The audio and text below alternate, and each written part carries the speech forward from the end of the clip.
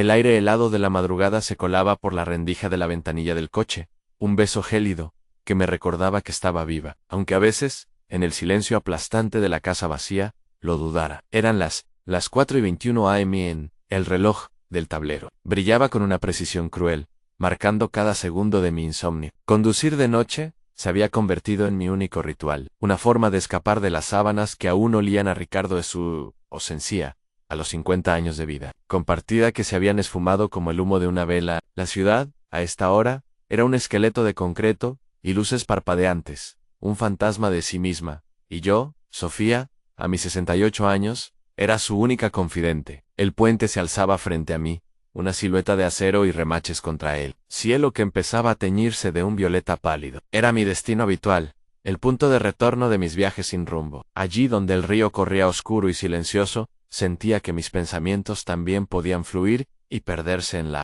inmensidad.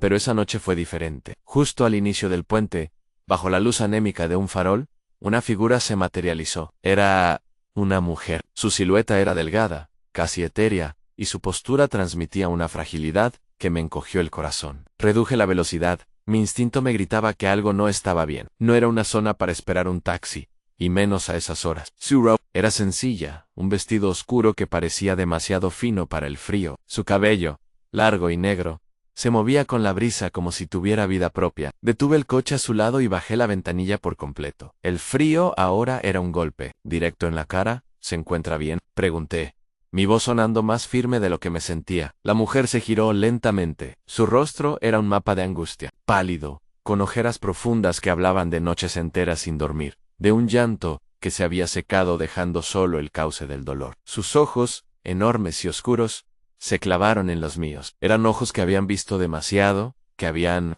perdido toda esperanza.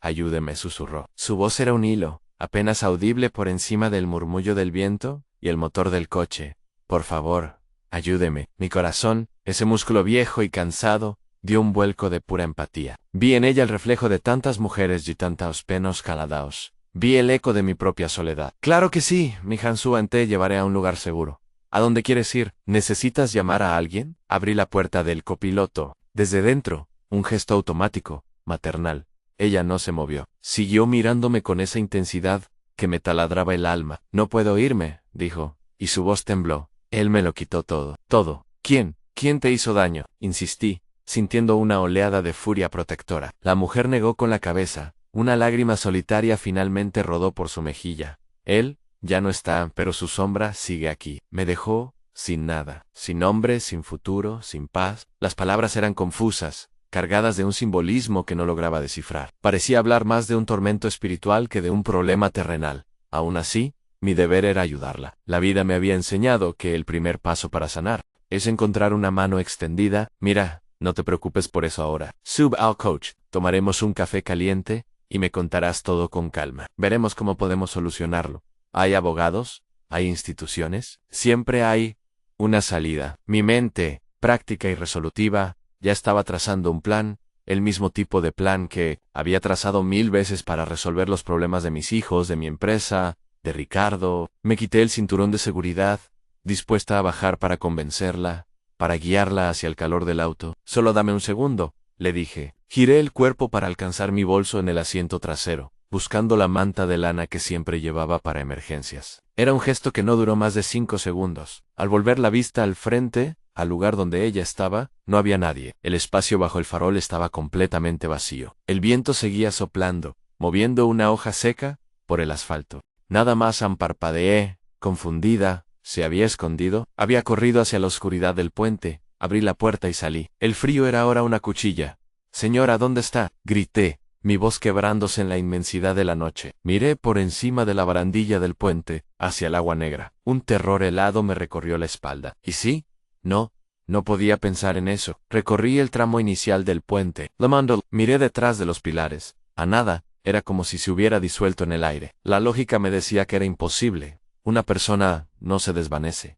Debía haber una explicación. Tal vez se asustó de mi insistencia y huyó. Pero, con esa rapidez, sin hacer un solo ruido, volví al coche, con el corazón martillándome en el pecho. Me senté en el asiento del conductor, temblando, no solo por el frío. La puerta del copiloto seguía abierta, una invitación a un fantasma. La cerré de un portazo que sonó como un disparo en el silencio. Miré de nuevo el reloj. Las 4:26 am. Habían pasado solo 5 minutos. 5 minutos que habían alterado la órbita de mi mundo. Me quedé allí sentada, mirando el puente vacío, tratando de procesar lo imposible. La mujer, su rostro, su voz, su dolor, eran tan reales. Podía sentir su angustia en mi propia piel. Él me lo quitó todo. La frase resonaba en mi cabeza, un eco que no se iba. ¿Quién era él? ¿Y por qué sentía yo, de una manera extraña y profunda, que su petición de ayuda iba dirigida a mí, y solo a mí? Esa noche, al volver a la casa inmensa y solitaria que Ricardo me había dejado, no fue su ausencia lo que me mantuvo despierta. Fue la presencia de una mujer, que ya no estaba allí. El sol se filtraba por las persianas de mi habitación, dibujando rayas de luz sobre la alfombra persa. Yo no había dormido. Cada vez que cerraba los ojos, veía el rostro de la mujer del puente, su mirada suplicante, la desolación grabada en cada una de sus facciones. Me levanté y caminé por la casa como una sonámbula. Todo estaba en su lugar, impecable, silencioso. Los muebles caros, los cuadros que Ricardo y yo habíamos comprado en galerías de arte, el jarrón de cristal de Murano sobre la consola de la entrada. Todo era un testimonio de una vida de éxito, de una prosperidad que ahora se sentía hueca, casi obscena. La fortuna de Ricardo nos había permitido una vida de lujos. Recuerdo una vez, para nuestro aniversario de bodas número 40, que me llevó a un exclusivo restaurante en Polanco. La cuenta, lo supe después, fue astronómica, pero él solo rió y dijo, «Ante, mereces esto, y más, mi reina». En ese momento, me sentí la mujer más afortunada del mundo. Ahora, ese recuerdo se sentía manchado, como si una capa de polvo opaco hubiera cubierto su brillo. ¿Qué significaba todo ese lujo si el alma estaba inquieta? Me preparé una taza de té, mis manos temblaban ligeramente. Intenté racionalizar lo que había pasado. Tal vez estaba más afectada por la muerte de Ricardo de lo que admitía. Tal vez el insomnio y la soledad me estaban jugando una mala pasada, en una alucinación. Era la explicación más lógica, la que mi mente pragmática quería aceptar. Pero mi corazón, mi intuición, se negaba. La sensación había sido demasiado real. El dolor de esa mujer era palpable, casi podía olerlo, un olor a tierra mojada y a lágrimas viejas. Decidí llamar a mi hijo, Mateo. Él siempre había sido el ancla de la familia, el sensato, el que tenía los pies bien puestos sobre la tierra. Bueno, respondió con su voz siempre un poco apresurada. «Hola, mijo, soy yo, mamá, ¿cómo estás? ¿Todo bien? ¿Es temprano? ¿Estoy bien? Mateo, ¿en solo? Quería hablar contigo. Anoche me pasó algo extraño». Le conté la historia, tratando de sonar lo más cuerda posible, omitiendo la parte en la que sentía que la petición de ayuda era personal. Le describí a la mujer, el diálogo, su súbita desaparición. Hubo un silencio al otro lado de la línea. «Mamá», dijo finalmente. Su tono era una mezcla de preocupación y condescendencia. «Has pasado por mucho últimamente. La muerte de papá, estar sola en esa casa tan grande. Es normal que tu mente esté cansada. Probablemente te quedaste dormida al volante por un segundo y lo soñaste». «No, Mateo, yo estaba completamente despierta. Lo vi tan claro como te estoy escuchando a ti ahora. ¿Está bien? ¿Está bien?» «Te creo», dijo, aunque era evidente que no lo hacía. Pero incluso si fue real, seguro la mujer se asustó y corrió a esconderse. «Es una zona solitaria. A lo mejor pensó que le ibas a hacer daño». Ella me pidió ayuda. Mateo no estaba desesperada. «La gente de la calle a veces está mal, mamá. Tienen sus propios problemas, sus propias enfermedades. A lo mejor es no involucrarse. Es peligroso. La próxima vez, si ves algo así, llama a la policía, pero no te detengas». Sus palabras eran lógicas, protectoras, pero me hicieron sentir increíblemente sola.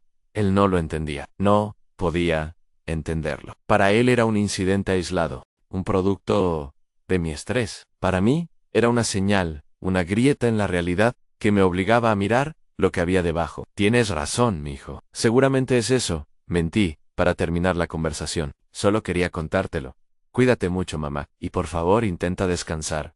¿Por qué no vienes a comer el domingo? Lucía y los niños estarán aquí». «Sí, claro, allí estaré». Colgué el teléfono sintiéndome más perdida que antes. A la explicación de Mateo no me bastaba. La frase de la mujer, «él me lo quitó todo», seguía girando en mi mente como una rueda de molino. ¿Quién era él? La respuesta obvia, la que mi mente se negaba a formular, era Ricardo. Pero, ¿cómo podía ser? Ricardo era un hombre de negocios implacable, a veces duro, pero siempre justo, o eso creía yo. Había construido un imperio desde cero.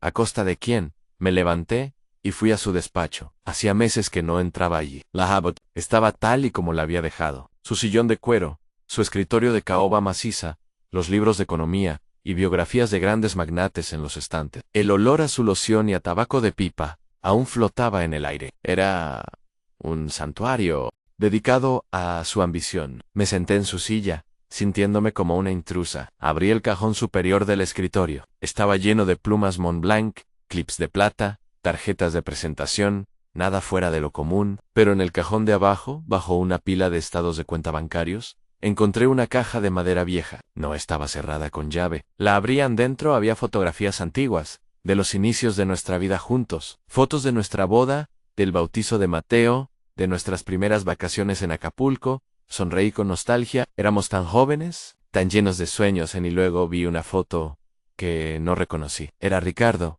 mucho más joven, de pie junto a otro hombre. Ambos sonreían a la cámara, con los brazos sobre los hombros del otro. Parecían amigos, socios. Detrás de ellos, un letrero a medio pintar en Construcciones Vargas y Asociados. Yo nunca había oído hablar de Construcciones Vargas. El socio principal de Ricardo, durante toda la vida que yo recordaba, había sido Enrique Larrondo. ¿Quién era ese hombre de la foto? La di la vuelta. Había una inscripción a lápiz, casi borrada por el tiempo en el inicio de todo 1975. Mi mente empezó a trabajar. 1975 fue el año en que Ricardo consiguió el capital para fundar su propia empresa, la que se convertiría en el gigante que era hoy. Siempre me había dicho que había sido gracias a un préstamo bancario muy favorable que consiguió por su astucia, pero ¿y si no fue así? ¿Y si Vargas era la clave? De repente, la petición de la mujer del puente adquirió un nuevo y aterrador significado.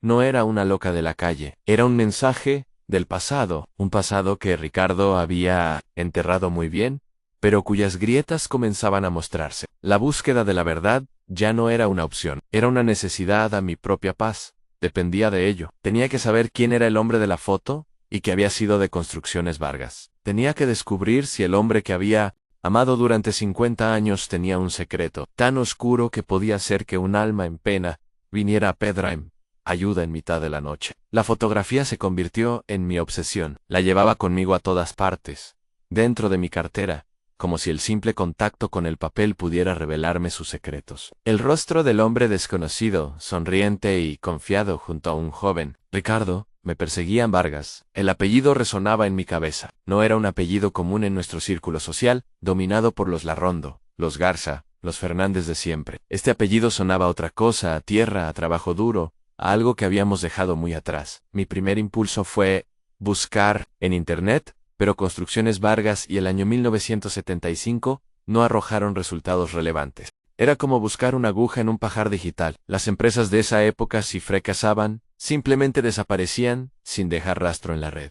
Necesitaba un enfoque más humano, más análogo. Necesitaba hablar con alguien que hubiera estado allí en los inicios. Y solo había una persona que pudiera saberlo, en Enrique Larrondo, el socio eterno de Ricardo. La idea de enfrentarme a Enrique me llenaba de pavor. Era un hombre calculador, frío, que siempre me había mirado con una mezcla de cortesía forzada y lástima, como si yo fuera un simple adorno en la vida de su brillante socio. Pero la imagen de la mujer del puente me daba una fuerza que no sabía que poseía.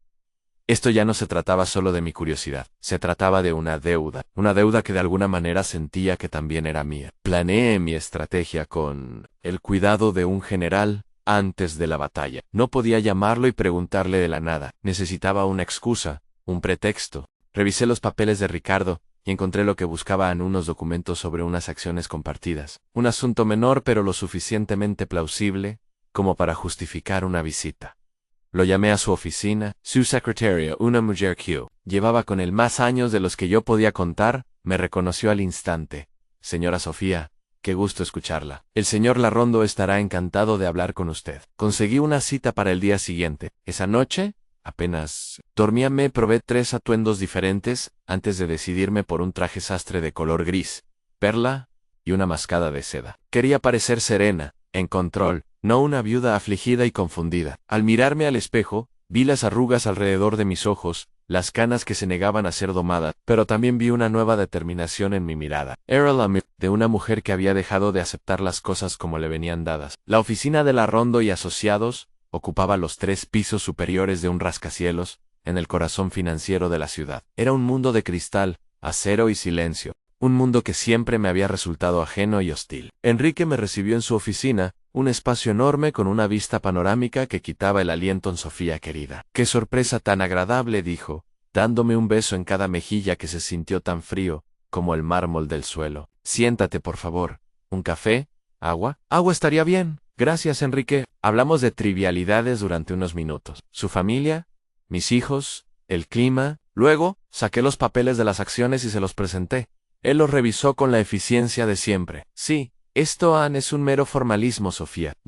En un santiamén. No tenías que haberte molestado en venir. No es molestia, dije, manteniendo la calma. De hecho, al revisar los papeles de Ricardo, encontré algo que me llenó de curiosidad. Hice una pausa, observando su reacción. Sus ojos, pequeños y astutos, no mostraron ninguna emoción. Saqué la fotografía de mi bolso y la deslicé sobre la superficie pulida del escritorio. Encontré esta foto. Nunca había oído hablar de Construcciones Vargas. Y no reconozco a este hombre. Pensé que como fuiste el primer y único socio de Ricardo, tal vez tú podrías decirme quién es Enrique. Tomó la fotografía, la miró durante un largo rato. Por un instante creí ver una sombra cruzar su rostro, un tic imperceptible en su mandíbula. Pero fue tan rápido que pude haberlo imaginado. Vaya, esto es una reliquia, dijo finalmente, su voz un poco más grave de lo normal. Dejó la foto en el escritorio y se recostó en su silla, uniendo las yemas de sus dedos. Vargas. Sí. Claro que me acuerdo en Arturo Vargas. Fue el primer socio de Ricardo, es verdad.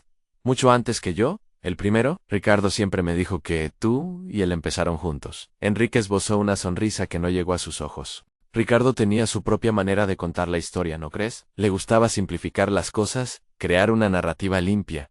Arturo fue un socio de arranque, un buen hombre, un gran ingeniero, pero sin visión para los negocios. ¿Qué pasó con él? ¿Y con la empresa en sí? Disolvió. Tuvieron diferencias irreconciliables, lo típico en los negocios. Ricardo tenía grandes ambiciones, quería expandirse, asumir riesgos.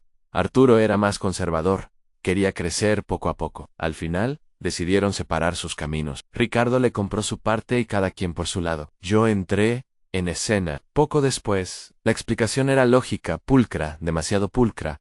Olía a versión oficial. Entiendo, dije, aunque no entendía nada. ¿Y sabes qué fue de Arturo Vargas? Enrique se encogió de hombros.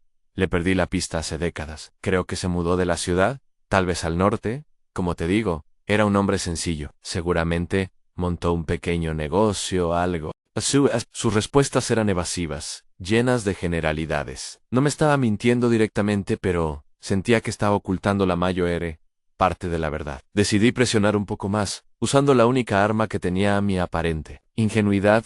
Aunque pena, me hubiera gustado saber más. Ricardo nunca hablaba de sus inicios. A veces siento que no conocí realmente al hombre con el que pasé 50 años. Suspiré, dejando que una nota de melancolía genuina se filtrara en mi voz. En fin, supongo que son cosas del pasado. Gracias por aclararlo, Enrique. Me levanté para irme, recogiendo la fotografía. Sofía me llamó cuando llegué a la puerta. Me volvían ten cuidado. Revolver el pasado rara vez trae algo bueno. Ricardo construyó un imperio para ti, para tus hijos. Disfruta. Es lo que él hubiera querido. Era una advertencia, disfrazada de consejo, pero una advertencia al fin y al cabo. Y eso solo confirmó mis sospechas. Enrique sabía más de lo que decía, y tenía miedo de que yo lo descubriera. Al salir de ese edificio helado y volver al sol de la calle, supe que mi investigación apenas comenzaba. Ya no buscaba solo a Arturo Vargas. Buscaba la verdad que Enrique Larrondo se esforzaba tanto en proteger. Y algo me decía que esa verdad era mucho más oscura y dolorosa de lo que jamás había imaginado. La advertencia de Enrique Larrondo, lejos de disuadirme,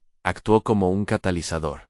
Su miedo era la prueba que necesitaba. La pulcra historia de una separación de socios no cuadraba con la angustia en el rostro de la mujer del puente, ni con el eco de sus palabras. Él me lo quitó todo. La palabra clave que Enrique me había dado, sin querer, era norte. Creo que se mudó al norte. Era una pista vaga, casi inútil, pero era lo único que tenía. Decidí que necesitaba ayuda profesional. Mi búsqueda en Internet había sido infructuosa, pero un investigador privado con recursos y experiencia podría desenterrar registros que para mí eran inaccesibles. La idea de contratar a un detective me parecía sacada de una película, algo ajeno a mi vida ordenada y predecible. Pero mi vida ya no era ni ordenada ni predecible. Busqué en línea agencias de investigación en la Ciudad de México, leyendo reseñas con la misma atención que Antes ponía en las críticas de un nuevo restaurante o una obra de teatro. Me decidí por una agencia pequeña, discreta, dirigida por un hombre llamado Román Herrera, un ex policía judicial con fama de ser tenaz y, sobre todo,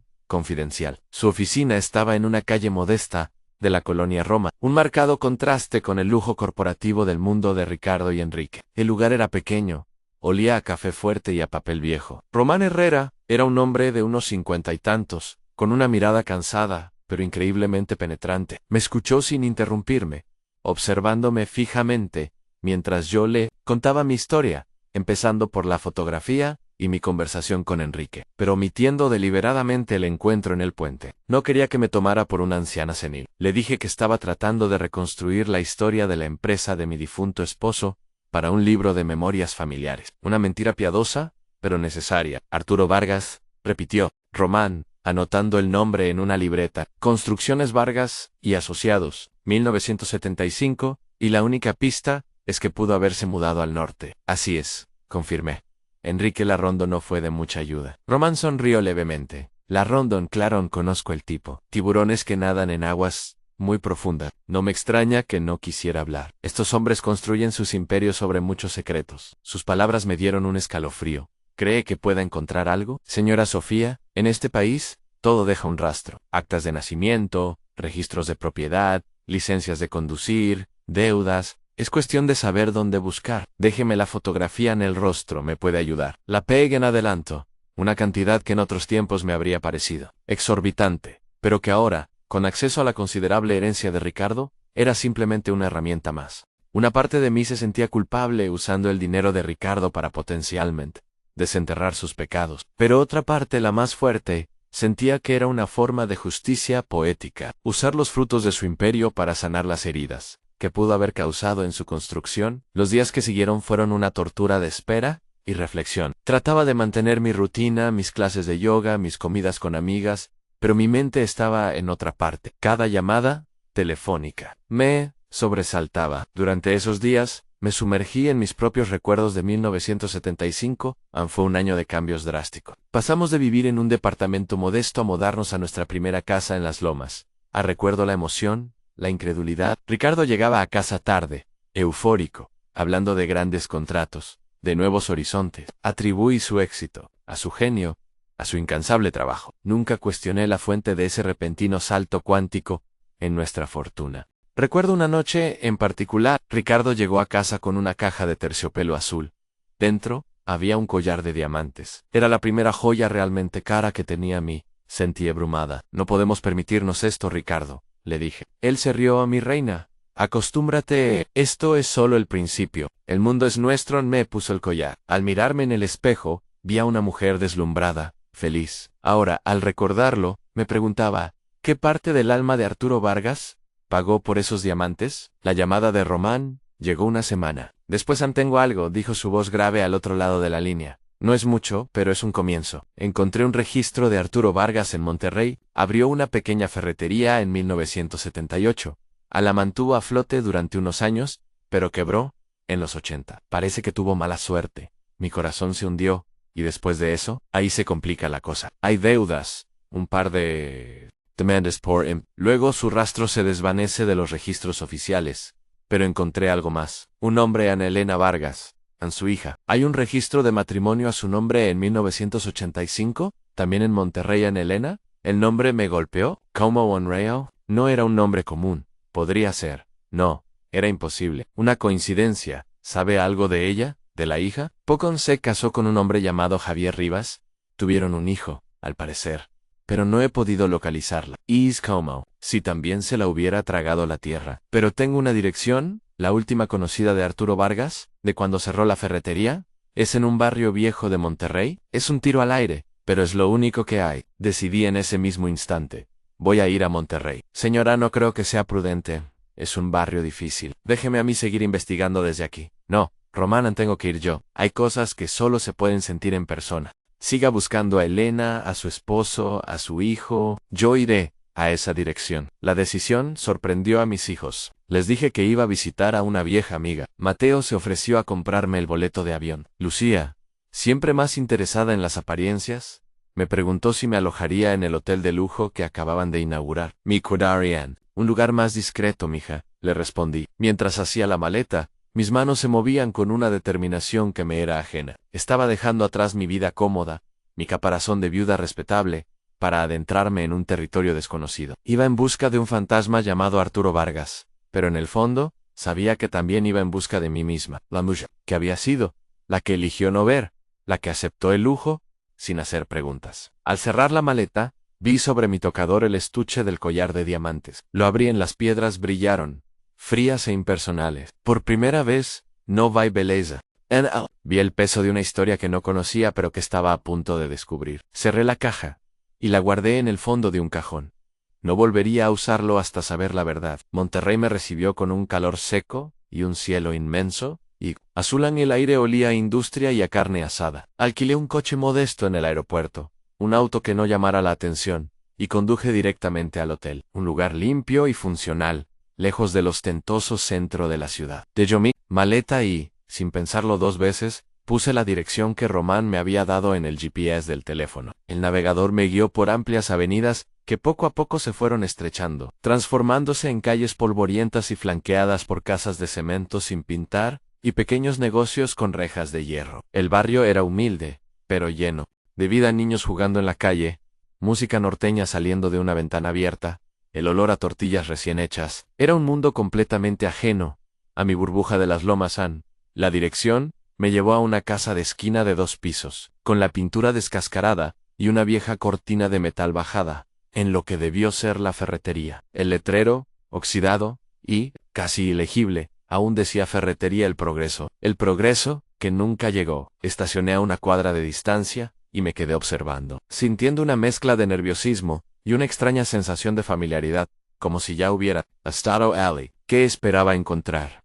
¿Un fantasma? ¿Una respuesta escrita en las paredes agrietadas? Mi plan, si es que se le podía llamar así, era simple en preguntar. Me acerqué a una pequeña tienda de abarrotes al otro lado de la calle. Detrás del mostrador había una mujer mayor, de cabello blanco recogido en un chongo y una mirada amable. Buenas tardes, dije, acercándome. Buenas tardes, güerita. ¿Qué se le ofrece? Disculpe la molestia. Estoy buscando información sobre los antiguos dueños de la ferretería de enfrente, la familia Vargas. La mujer entornó los ojos, buscando en su memoria.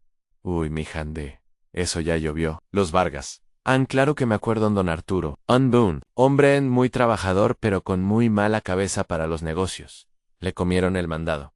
Mi corazón dio un brinco. ¿Sabe qué fue de él? La mujer suspiró, negando con la cabeza. Pobre hombre, terminó muy mal. Después de que cerró la ferretería, se fue para abajo. Dicen que de pura tristeza. Se enfermó y se murió al poco tiempo.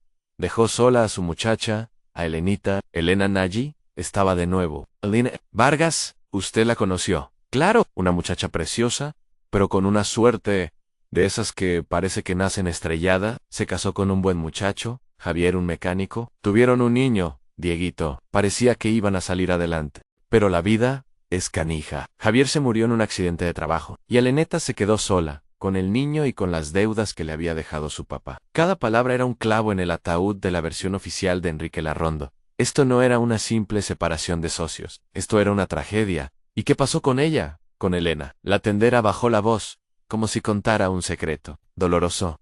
Pues, luchó, la pobre. Hacía limpiezas, vendía comida, lo que fuera por su hijo. Pero la necesidad es mucha y las fuerzas pocas. Se fue apagando, como una velita. La última vez que la vi, estaba muy delgada, muy triste. Luego, un día, simplemente ya no estaba. Se fue. En unos dicen que se fue a Estados Unidos a buscar fortuna. Otros dicen cosas más feas. Hizo una pausa, persignándose, que ya no pudo más, y se fue al otro lado. Nadie lo sabe a ciencia cierta. Dejó al niño con una vecina y desapareció. Sentí que me faltaba el aire. La descripción de Elena, apagada, triste, coincidía con la mujer del puente. No podía ser. La tendera hablaba de algo que había ocurrido hacía años, pero la conexión era demasiado fuerte para ignorarla. ¿Y el niño? Dieguito. La vecina, doña Carmen, lo cuidó un tiempo, pero era una mujer mayor. Creo que al final se lo llevaron a un orfanato o algo así.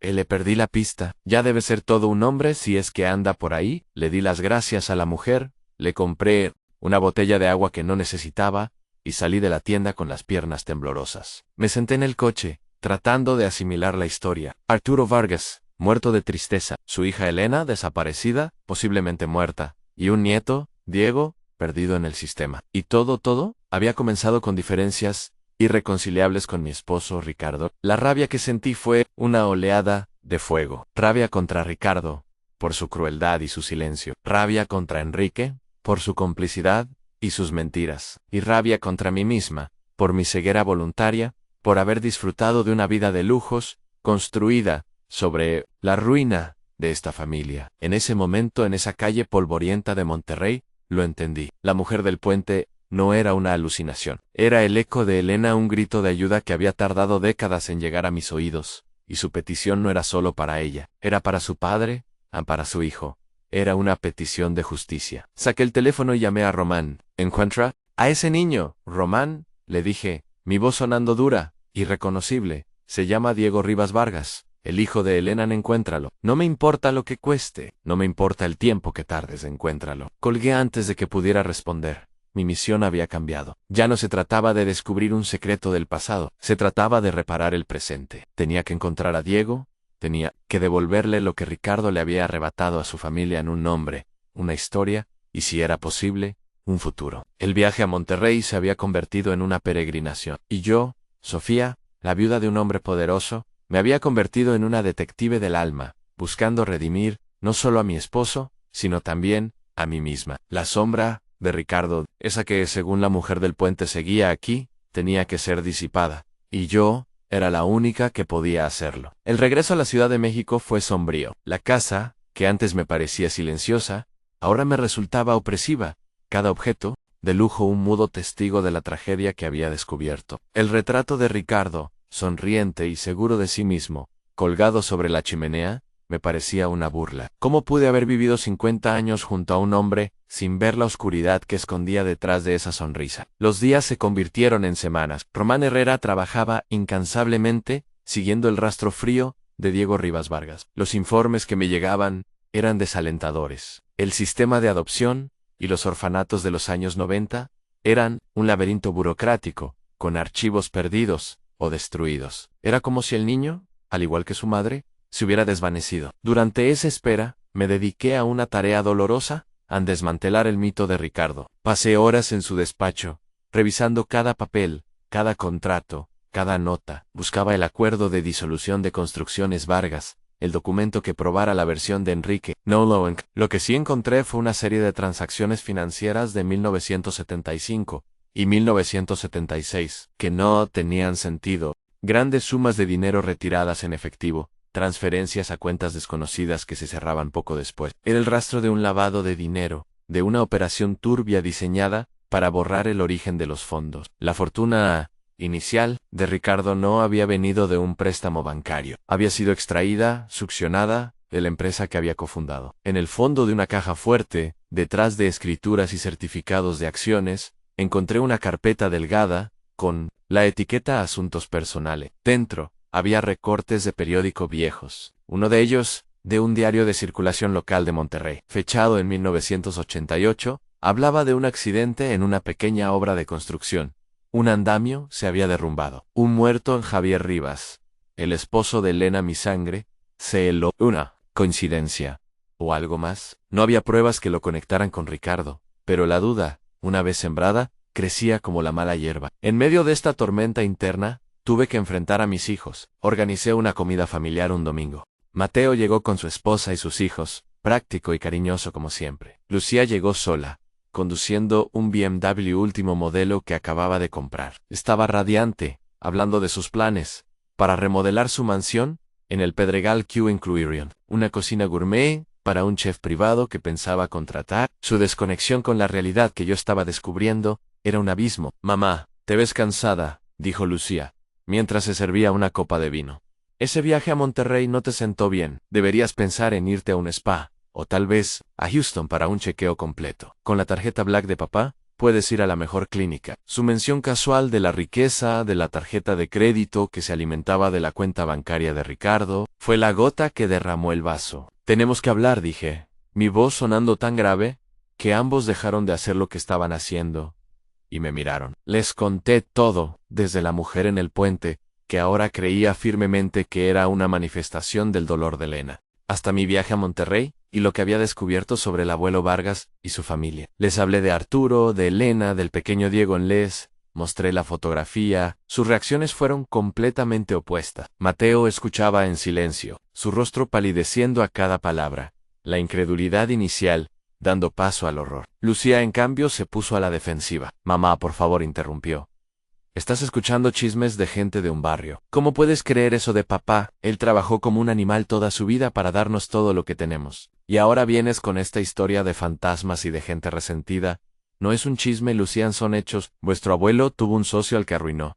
Esa es la verdad. Y que si así fue, espetó ella, levantándose. Así son los negocios. El pez grande se come al chico. Papá fue más listo, más fuerte. ¿Vamos a sentirnos culpables por eso ahora? ¿Vamos a tirar por la borda todo su legado por una historia triste de hace 50 años? ¿Piensa en las consecuencias? ¿Qué va a pasar con la herencia, con la empresa? Esto podría destruirlo todo. El legado de tu padre está manchado, le respondí, levantando la voz por primera vez. Está construido sobre el sufrimiento de otras personas. Why no? Me importa la herencia. No me importa el dinero. Me importa hacer lo correcto. Estás siendo ingenua, mamá. Una sentimental. ¿Y tú te has vuelto cínica y egoísta? Le grité, el dolor y la decepción ahogándome. ¿No te das cuenta? No se trata del dinero. Se trata de justicia, de dignidad. Ese niño, Diego, es nuestro pariente de sangre de alguna manera. Su abuelo y el vuestro construyeron esto juntos. La discusión se agrió. Lucía, furiosa, tomó su bolso Louis Vuitton de la silla y se fue dando un portazo. Mateo se quedó, con la cabeza entre las manos. No puedo creerlo, susurró. Papá, él siempre nos enseñó a ser honrados, a trabajar duro. A veces las personas se enseñan a sí mismas a creer sus propias mentiras, mijo. Tu padre quería ser un buen hombre, estoy segura, pero su ambición fue más grande que su conciencia. Me senté a su lado, agotada. La brecha en mi familia era ahora una herida abierta. Lucía, cegada por el lujo, se negaba a ver la verdad. Mateo estaba destrozado, su imagen idealizada de su padre hecha añicos. Y yo estaba en medio, cargando con el peso de una verdad que amenazaba con derrumbar los cimientos de nuestra vida. Esa noche, recibí una llamada de Román. Su voz sonaba diferente, contenida, casi emocionada. Lo encontré, Sofía dijo. Sentí que el suelo se movía bajo mis pies. A Diego está seguro totalmente. Diego Rivas Vargas, tiene 35 años, vive en las afueras de Guadalajara. Es mecánico, como su padre. ¿Está casado? ¿Tiene una hija de 6 años? Se llama Elena. Las lágrimas brotaron de mis ojos incontrollables. Un torrente de alivio, de dolor, de esperanza. Había encontrado al heredero de la deuda, al nieto de Arturo, y le había puesto a su hija el nombre de su madre desaparecida. Un tributo silencioso, un acto de memoria y de amor. Gracias, Román. Logré decir en gracias. Ahora venía la parte más difícil. No bastaba con haberlo encontrado. Tenía que enfrentarme a él. Tenía que mirarlo a los ojos y contarle la historia de cómo mi esposo, su abuelo postizo, había destruido a su familia. Tenía que ofrecerle una reparación que, sabía, nunca podría compensar del todo el dolor. La perdida, pero tenía que intentarlo. Era el único camino hacia la redención. El viaje a Guadalajara fue diferente al de Monterrey. No iba a investigar. Iba a confesar. No buscaba pistas, buscaba el perdón. Román me había proporcionado la dirección del taller mecánico de Diego y una fotografía reciente. Era un hombre joven de rasgos marcados, con una mirada seria que me recordaba vagamente a la foto de su abuelo Arturo. Tenía la misma constitución fuerte, las mismas manos, que parecían hechas para construir y reparar. El taller estaba en una zona industrial de la ciudad, un lugar ruidoso, lleno de olor a aceite y a metal caliente. Me quedé en el coche durante casi media hora, tratando de llamar mi valor. ¿Qué le iba a decir? Hola, soy la viuda del hombre que arruinó la vida de tu abuelo, y por extensión, la tuya. Vengo a devolverte lo que te pertenece. Sonaba absurdo, insuficiente. Cada frase que ensayaba en mi mente se sentía falsa, vacía. Respiré hondo y salí del coche. Llevaba un vestido sencillo, sin joyas, sin nada que pudiera delatar la riqueza que representaba. En mi bolso, llevaba una carpeta con todos los documentos que había encontrado, las pruebas de la sociedad original, los informes de Román, todo. Entré en el taller. Varios mecánicos trabajaban bajo los coches levantados. Pregunté por Diego Rivasán. Un joven me señaló hacia un hombre que estaba de espaldas, inclinado sobre el motor abierto de una camioneta. ¿Diego? Llamé suavemente. Se enderezó, y se giró. Se limpió las manos con un trapo grasiento mientras me miraba con curiosidad. ¿Era él? A la misma mirada seria de la foto. Sí. ¿En qué puedo ayudarla, señora? Mi nombre es Sofía del Rosal Parrilla Habler. ¿Con usted? Un momento. Es un asunto personal muy importante. Su expresión cambió. Se volvió cautelosa. La gente no suele llegar a un taller mecánico para tratar asuntos personales. ¿Nos conocemos? No. Pero yo conocí a su familia. Arturo Vargas. El nombre de su abuelo pareció golpearlo. Su rostro se tensó. Mi abuelo murió hace mucho tiempo. ¿Quién es? Usted. Soy la viuda de Ricardo del Rosal. No hubo reconocimiento en su rostro. El nombre de mi esposo no significaba nada para él. Y eso de alguna manera era aún más doloroso. Ricardo había construido un imperio sobre la ruina de su familia, y ellos ni siquiera recordaban su nombre. Solo al dólar le pido por favor que me conceda unos minutos. En un lugar más tranquilo. Puedo invitarlo a un café. Lo que voy a decirle cambiará su vida. Quizás fue la desesperación en mi voz, o la simple curiosidad, pero asintió. Está bien, déjeme lavarme las manos. Hay una fonda aquí a la vuelta. Nos sentamos en una mesa de plástico en un pequeño restaurante bullicioso. Pedimos 2 cafés. El silencio entre nosotros era denso, pesado. Él esperaba, con los brazos cruzados, una muralla de escepticismo. Yo no sabía por dónde empezar. Decidí empezar por la verdad. Sin adornos. Diego, su abuelo Arturo y mi esposo Ricardo fueron socios. Fundaron una empresa de construcción juntos. En 1975, le deslicé la fotografía de ambos sobre la mesa. La tomó y la miró en seco, como su mandíbula se apretaba. Nunca había visto esta foto, dijo en voz baja. Mi madre me hablaba de él, de que tuvo un socio que lo traicionó, pero no, me dijo. El nombre era Ricardo del Rosal, dije. Mi voz, apenas un susurro, mi esposo. Él no solo lo traicionó, Diego lo despojó de todo. Usó artimañas legales y financieras para quedarse con la empresa, con el capital, con los sueños de su abuelo. Su abuelo no quebró por mala suerte, lo llevaron a la quiebra deliberadamente. Diego levantó la vista de la foto, sus ojos oscuros fijos en los míos. No había ira en ellos, todavía no, solo una profunda y dolida confusión. ¿Por qué me dice esto ahora? ¿Qué es lo que quiere? Quiero reparar el daño, o al menos, intentarlo.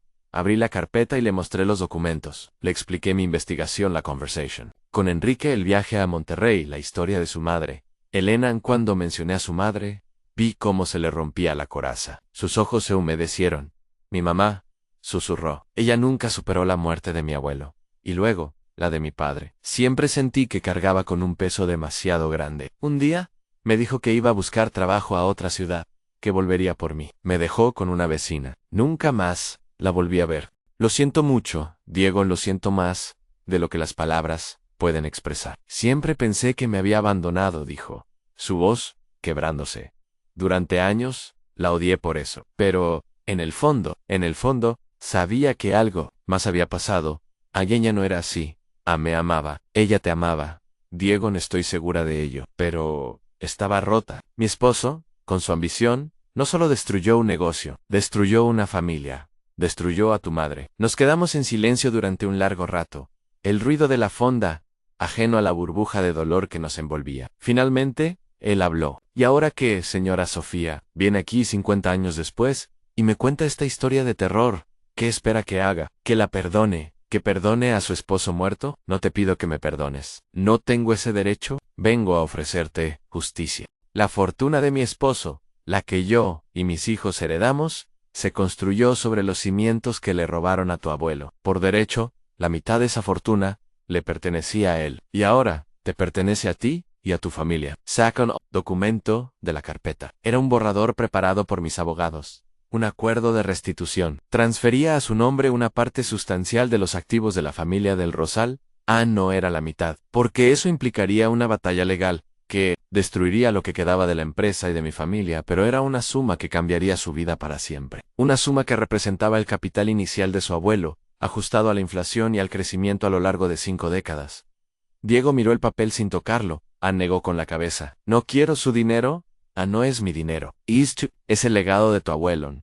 Es el futuro de tu hija. Es la oportunidad que a tu madre le fue negada. Mi vida es esta, dijo, haciendo un gesto hacia el taller, al otro lado de la calle. Es humilde, pero es mía. La construí con mis propias manos. No necesito la caridad de nadie. Esto no es caridad. Diego, es una deuda. La deuda más grande que mi familia ha tenido. Puedes rechazarla, y lo entenderé. Pero, por favor, Piénsalo. Piensa en tu hija, en la pequeña Elena. Dale la vida que tu madre no pudo tener. Usa este dinero para darle educación, seguridad. Opportunity rompe el ciclo de mala suerte que mi esposo inició. Mis palabras parecieron hacer mella en él. Él miró de nuevo el papel. Luego, me miró a mí. Por primera vez, vi algo más que dolor en sus ojos. Vi una chispa de comprensión. Vio que mi sufrimiento era real, que mi arrepentimiento era genuino. Necesito tiempo, dijo finalmente. Necesito pensar en todo esto. Tómate todo el tiempo que necesites, le respondí, levantándome. Le dejé la carpeta entera sobre la mesa. Esa es mi tarjeta. Cuando estés listo, llámame, ampara lo que sea, aunque solo sea para gritar me lo merezco. Salí de la fonda y caminé de regreso a mi coche, sintiéndome completamente vacía. Pero, a la vez, extrañamente ligera. Había hecho lo que tenía que hacer. Había entregado la verdad, por dolorosa que fuera. La decisión, ahora, estaba en sus manos. Mientras conducía de regreso al hotel, el sol de la tarde bañaba la ciudad en una luz dorada, y yo, por primera vez en muchos meses, sentí un atisbo de paz. La justicia, como la verdad, a veces tarda en llegar, pero su llegada tiene el poder de sanar las heridas más profundas. La espera de la llamada de Diego fue una de las pruebas más difíciles de mi vida. Regresé a la Ciudad de México y me encerré en un caparazón de silencio.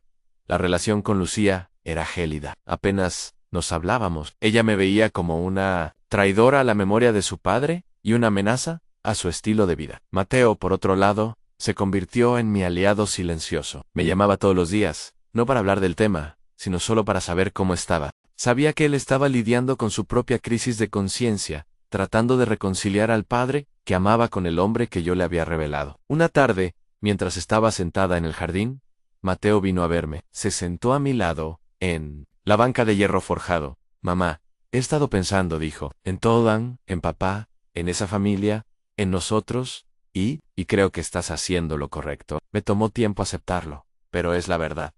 No podemos vivir de una mentira. Apoyo tu decisión, sea cual sea el resultado, estoy contigo. Sus palabras fueron un bálsamo para mi alma herida. Tomé la mano y se la apreté. Gracias, mijo. Significa todo para mí. La llamada de Diego llegó 2 semanas después. Eran casi las 10 de la noche. Mi corazón se detuvo cuando vi el número desconocido de Guadalajara en la pantalla. Bueno, respondí, con la voz temblorosa. Señora Sofía, soy Diego. Diego Anola. Gracias por llamar. Hubo un silencio. Podía oír su respiración al otro lado de la línea. He leído todo, dijo. Cada papel. Se lo mostré a mi esposa. Hemos hablado mucho, Ann, y hemos tomado una decisión. Contuve la respiración. Aceptamos, pero no como usted lo propone. ¿A qué te refieres? No una transferencia de dinero, No queremos un regalo. Queremos lo que es nuestro por derecho. Mi abuelo y su esposo fundaron esa empresa juntos. Quiero que se reconozca. Quiero que el nombre de mi abuelo Arturo Vargas sea añadido de nuevo al nombre de la compañía. Quiero que la historia se cuente como fue, y no quiero una suma fija. Quiero las acciones que le correspondían a mi abuelo. Quiero ser socio, como él debió serlo. Su propuesta me dejó sin aliento. Era audaz, radical y absolutamente justa. No quería una limosna, quería su lugar en la mesa. Quería restaurar el honor de su familia. Eso es complicado. Diego, implica reestructurar toda la empresa, enfrentarnos a la junta directiva, a Enrique Larrondo. Usted me dijo que quería hacer lo correcto, señora Sofía. ¿Esto es lo correcto? El dinero es solo papel. El honor, el nombre de un hombre, eso es para siempre. Es lo que le dejaré a mi hija. En ese momento sentí una oleada de admiración por ese joven mecánico. Tenía la integridad y la visión que a su abuelo le faltaron para defenderse y que a mi esposo le sobraron para atacar. Era la síntesis perfecta, el resultado de una herida que en lugar de destruirlo, lo había forjado en acero. Tienes razón, Diego, dije, con una nueva determinación en mi voz. Eso es lo correcto, y lo vamos a hacer, juntos. Lo que siguió fue una batalla campal. Convoqué una junta extraordinaria del Consejo de Administración. Lucía se negó a asistir. Enrique Larrondo, al principio, se rió en mi cara. Sofía, has perdido la cabeza. ¿Restituir a un don nadie? ¿Cambiar el nombre de la empresa? Es un suicidio corporativo. No, Enrique. Es una limpieza. Durante 50 años, esta empresa ha prosperado sobre una mentira. Y tú has sido el guardián de esa mentira. Se acabó. Presenté las pruebas, la foto, los documentos que Román había encontrado, el testimonio de la gente de Monterrey, y luego, presenté a Diego. Voló desde Guadalajara, y por primera vez, nos reunimos Mateo, Diego y yo. Ver a mi hijo, y al nieto del socio de mi esposo juntos. Unidos por una causa justa, fue uno de los momentos más emocionantes de mi vida. Diego habló ante la junta, no con rencor, sino con una dignidad y una firmeza que silenciaron la sala. Contó la historia de su familia, no como una víctima, sino como un superviviente que venía a reclamar lo que era suyo. Al final, la amenaza de un escándalo público, de demandas y de la destrucción de la reputación de la empresa fue más fuerte que la resistencia de Enrique. La junta, a regañadientes, aprobó la reestructuración. La empresa pasó a llamarse Grupo del Rosal y Vargas. Arturo Vargas fue reconocido póstumamente como cofundador y a Diego se le restituyó el porcentaje accionarial que le correspondía a su abuelo, convirtiéndolo de la noche a la mañana en uno de los principales socios. Lucía estuvo furiosa durante meses. Me acusó de haberla desheredado, de haber destruido el legado de su padre. Al contrario, mija, le dije con calma. Un día que vino a gritarme a la casa, hemos salvado su legado. Ahora es un legado de honor, no de vergüenza. Tu padre cometió un error terrible. Nosotros lo hemos corregido. Tal vez, donde quiera que esté, por fin pueda descansar en paz. No sé si lo entendió en ese momento, pero con el tiempo, su furia se fue aplacando, dando paso a una aceptación. Diego y su familia se mudaron a la Ciudad de México. No a una mansión en las Lomas, sino a una casa cómoda en un buen barrio, cerca de una buena escuela para la pequeña Elena. Diego, con su inteligencia práctica y su honestidad, toda prueba, resultó ser un soplo de aire fresco en la empresa.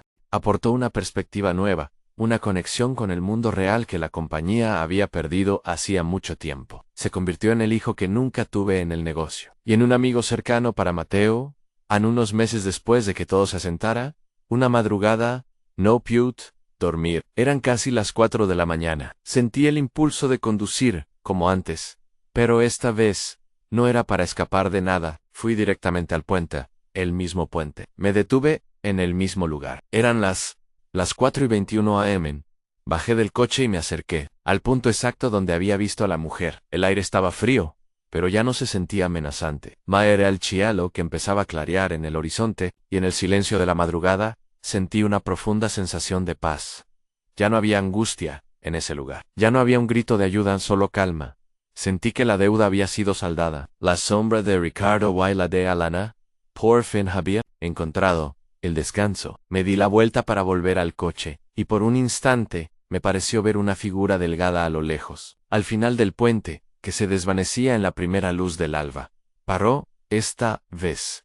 No había dolor en ella. Era solo una silueta serena, diciendo adiós. Mi vida, después de la tormenta, encontró un nuevo cauce, más sereno y profundo. La relación con mis hijos, aunque marcada por la cicatriz de la verdad, se volvió más honesta. Mateo y yo nos unimos más que nunca, y él encontró en Diego no solo un socio sino un amigo, casi un hermano. Lucía poco a poco comenzó a bajar la guardia. Ver la integridad de Diego y el nuevo rumbo de la empresa, más humano y ético, pareció ablandar su corazón, endurecido por años de materialismo. Empezó a visitar a Diego y a su familia, y en su sobrina nieta, la pequeña Elena, encontró una dulzura que había olvidado que existía. La casa, antes un mausoleo de recuerdos dolorosos, se llenó de vida de nuevo. Las risas de la pequeña Elena durante las comidas de los domingos eran la música más hermosa que había escuchado en años. Diego y su esposa Laura trajeron consigo una sencillez y una calidez que disiparon los últimos fantasmas. Se convirtieron en la familia que no sabía que me faltaba. Yo encontré un nuevo propósito. Junto con Diego, creamos la Fundación Vargas del Rosal, dedicada a ofrecer becas educativas y apoyo a jóvenes de bajos recursos, especialmente a aquellos que, como él, habían crecido en circunstancias difíciles. Usamos una parte significativa de las ganancias de la empresa para financiarla. Era nuestra forma de asegurarnos de que el legado de la compañía no fuera solo de concreto y acero, sino de oportunidades y esperanza. Ya no conducía de noche para huir de mis demonios. A veces, sin embargo, en las madrugadas de insomnio, me gustaba sentarme en el balcón con una taza de té y contemplar la ciudad durmiente. Pensaba en la mujer del puente, en Elena Nen, como su dolor, atravesando el tiempo y el espacio, había llegado a mí para desencadenar una revolución en mi vida y en la de mi familia. Pensaba en la extraña y misteriosa red que nos une a todos, en cómo las acciones de una persona pueden crear ondas que afectan a generaciones, y en cómo, a veces, se nos da la oportunidad de corregir el rumbo de sanar las heridas del pasado. Entendí que la vida no se trata de evitar el dolor o de construir fortalezas para protegerse. Se trata de enfrentarlo, de atravesarlo y de encontrar en él la sabiduría y la fuerza para transformarlo en algo bueno. Se trata de la lealtad a los valores, no a las personas, de la búsqueda de la justicia, por encima de la comodidad.